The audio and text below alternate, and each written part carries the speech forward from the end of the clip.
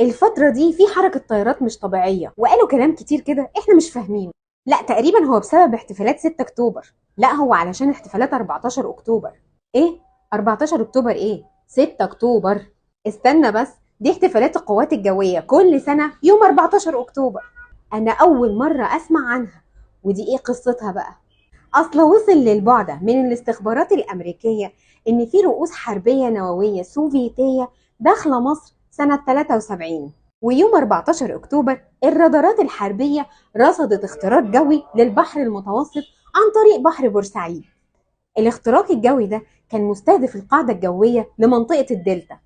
فاللواء طيار محمد حسني مبارك بعت إشارة للواء طيار أحمد عبد الرحمن في القاعدة الجوية بالمنصورة إن يطلع ب20 طيارة ميج 21.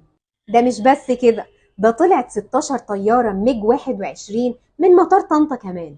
ده كل ده علشان يتصدوا ل3 مجموعات من طيارات طراز فانتوم.